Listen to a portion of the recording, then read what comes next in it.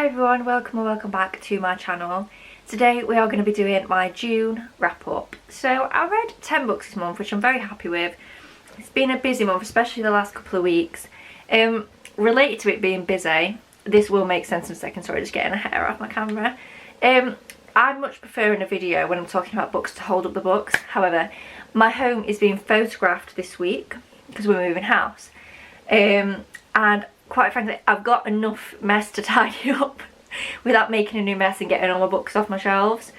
Genuinely was so time pressured with getting the house photo ready that I truly don't think I can face getting all the books off and putting them back. So for the next couple of videos I do apologise.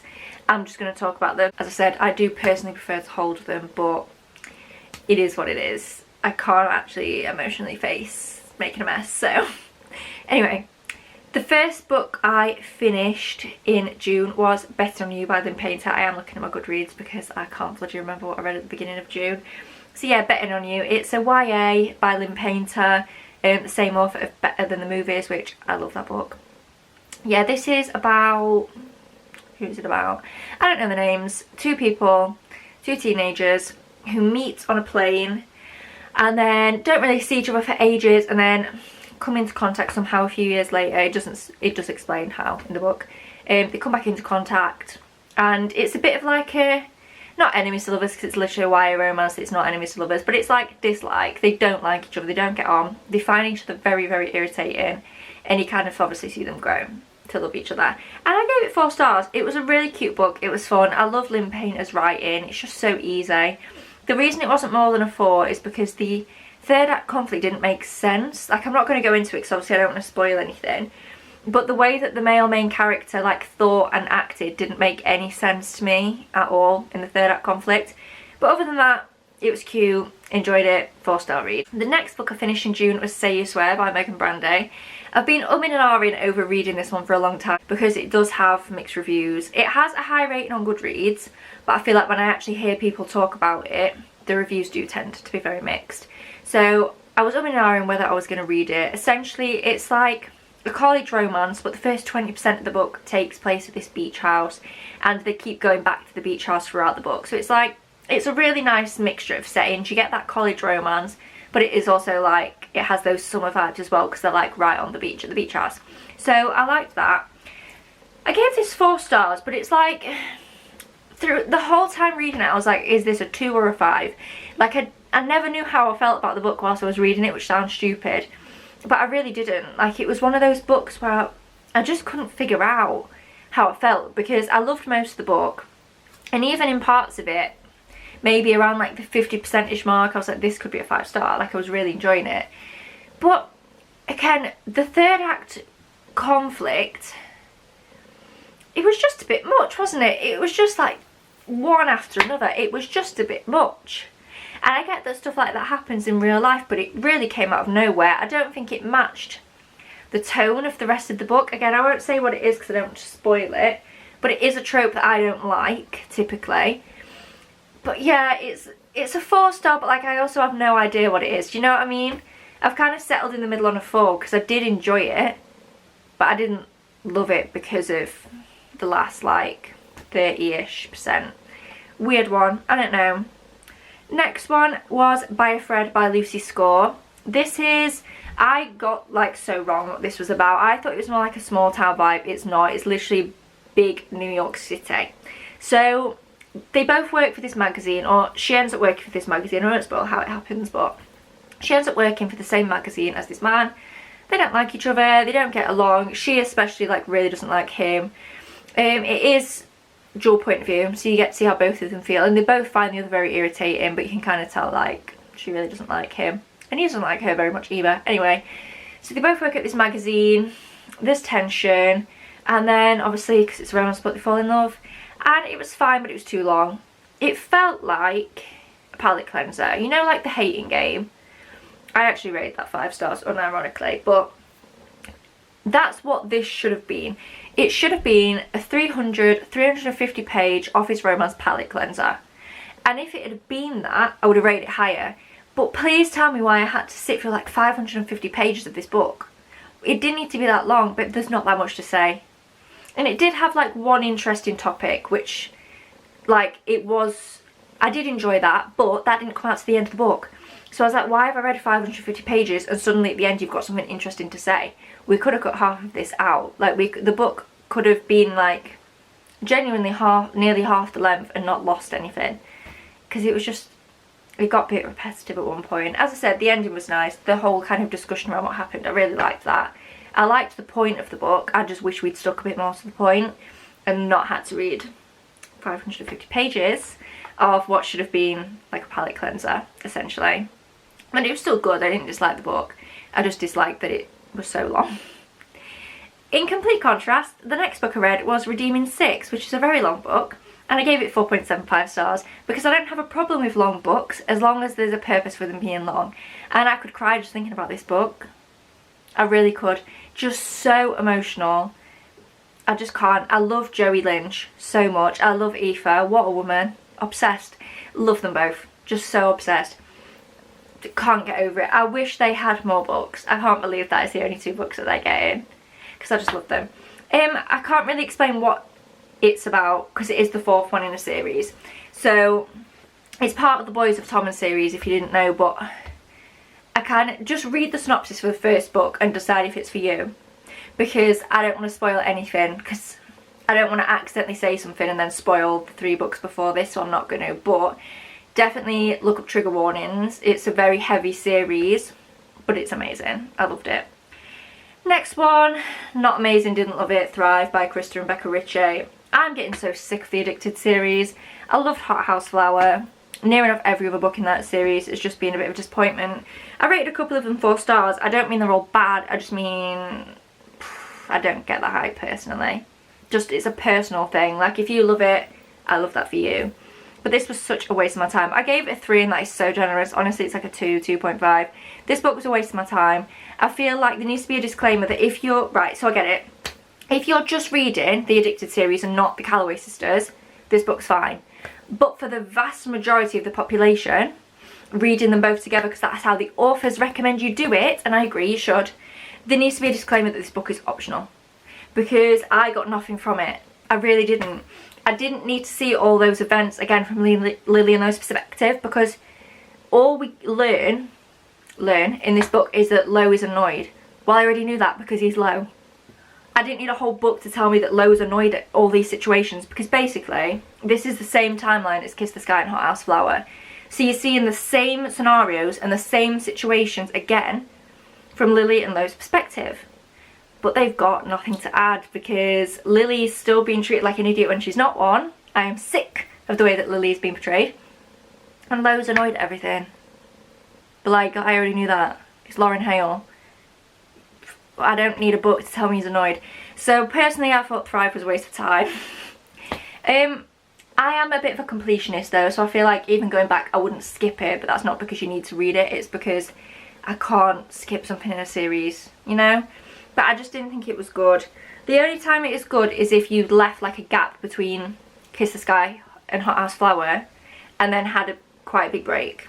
Because this would remind you of everything that happened in those 2 books. But those 2 books were better, so read them, not this. The next one I finished was Legendborn by Tracy Deonn. I've had this on my shelves for a long time, so I'm glad I finally got to it. And it was quite good. It was a 3.5.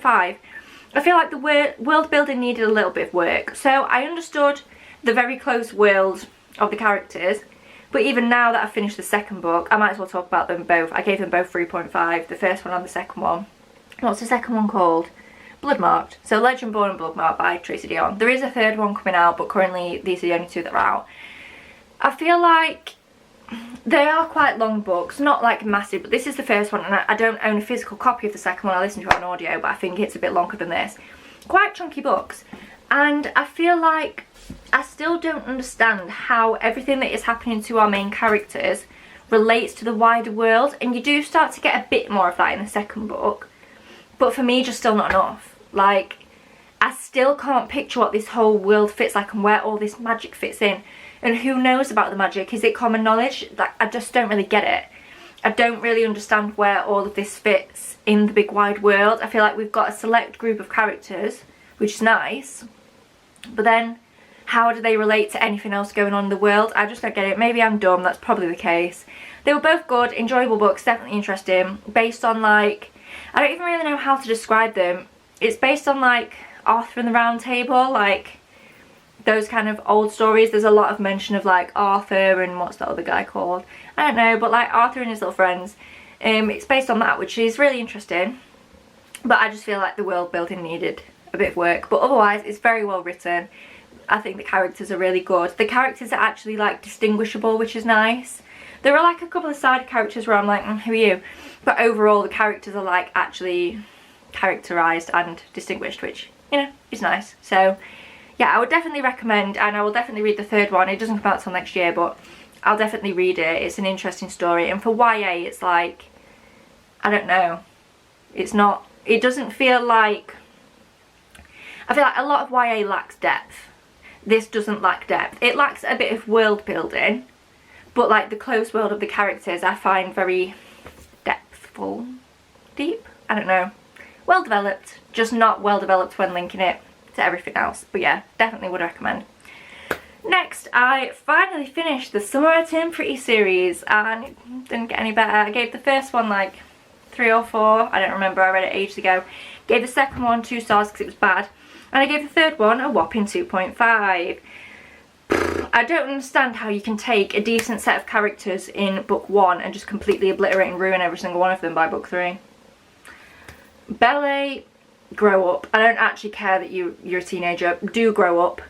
Jeremiah, where's the personality transplant come from, please? Like, what? Where's that? And then, you know, most people are Team Conrad. I'm Team No One. I'm actually Team No One. She shouldn't end up with any of them. She needs to move like far away, make new friends, get a new boyfriend. So do all of they. Like, none of them are like massively bad people. I just don't think they should be together. Like, I get why Conrad acted the way he acted in the previous book, because he had, you know, trauma, like he had a lot going on, but that doesn't like mean they should be together. I don't know, I didn't root for any of them. I didn't care who she ended up with because I didn't want it to end up with either of them. And I don't mean that in like Belle's too good for them, because I don't like her either. I don't like any of them. I just wasn't rooting for anyone because they all irritated me.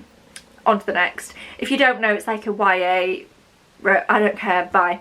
Right, One Last Stop by Casey McQuiston.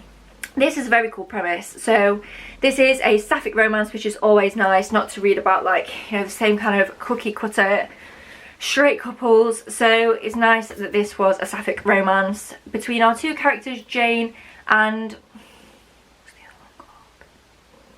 It's a big one with an A. I don't know. Anyway, these two girls, Jane and the other one. The other one's actually more of a main character than Jane. I just don't know her name. Shall I click on... Why don't I actually click on Goodreads and it can tell me? August. I was going to say autumn. I know it began with an A. August. Right, so we follow August. It's third person, which I didn't love, but we're like in August head. Sorry, I need to... I feel like I'm quite all over the place in this video. I've got a lot going on, guys. And I just need to brush my hair and then stop touching it, quite frankly. August, third person point of view, but we're like, August is the main character, we're following her. So she gets on the train one day and she meets this girl called Jane. It transpires that Jane is stuck on the train. I don't want to say too much more because it's not revealed until the end when they fix the problem, what the problem is, if that makes sense. So I don't want to reveal too much, but it's a romance between the two of them and solving the problem of Jane being stuck on the train. It was nice. I gave it 3 stars. I just felt like the ending, like where they solved the problem, and obviously they end up together, wasn't as satisfying as it should have been, because I feel like the relationship maxed out while she was still stuck on the train. Like, I'm talking indecent acts on the subway. And I don't mean just a little kiss. And I just think, you know, maybe once you get a bit, I don't know, on the train, but perhaps not 8 times, because at that point I'm skim reading. And by that point, the relationships developed to me. Like, it was nice, they did develop emotionally before physically, and I like that in a book. In real life, I don't care, literally do what you want, as long as you're being safe. I don't care.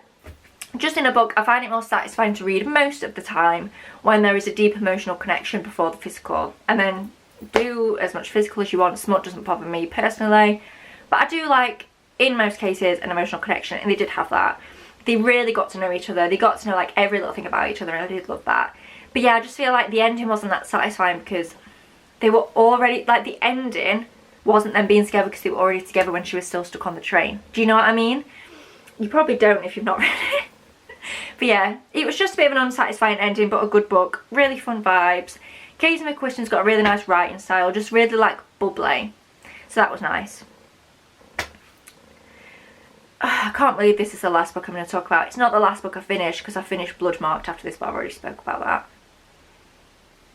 I don't know. It's not the last one. We've got two bad ones. Should we do the least bad one first? I forgot.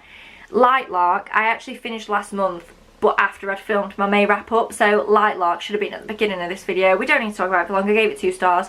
It was very confusing, just no world building, and I don't want info dumps. I don't need 18 chapters of world building, but I do need a little bit of something. I need to understand something about this world, and I understood nothing. I can't tell you the name of a single character. I genuinely at this point cannot give you a single plot point of this book. Not one. Not good. Anyway, last book I've read, Once More with Feeling by Alyssa Sussman.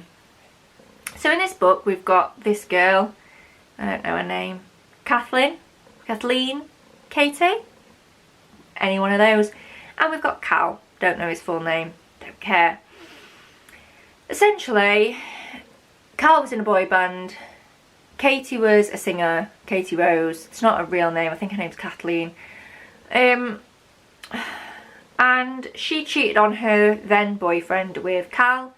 Her career then blew up in her face, and she's rightfully quite angry that only her career blew up. Like, she knows what she did was wrong, except does she? I'm not convinced she does. But she's annoyed that Cal, like, didn't get flagged, which I completely get. Like, they both did it. It should not have just been her.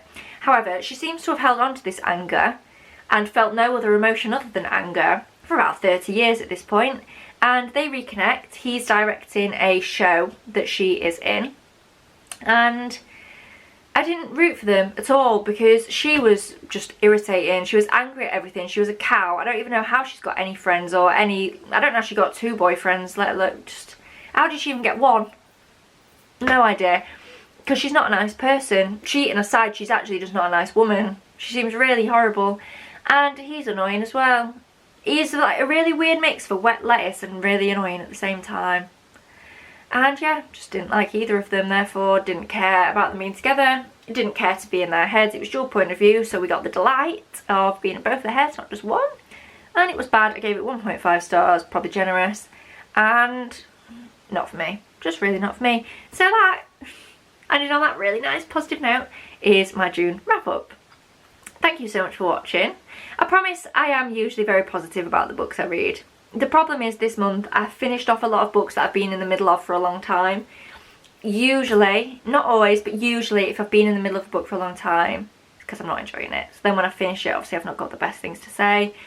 But I am now going to go and film a mid-year like wrap-up thing. Like a mid-year check-in. I don't know what it's called. And in there I'm going to talk about a lot of books I've loved this year. So this one will go up first. So look out next week for a more positive video to assure you all that I actually do like books and I read a hell of a lot of them that make me very happy and very excited. Just not this month apparently. But we did read some gems. We read Redeeming Six and that's now like one of my favourite books ever. So yeah. Anyway, thank you so much for watching. If you did enjoy it, please give it a thumbs up down below. Subscribe if you haven't already and I will see you in my next one. Bye!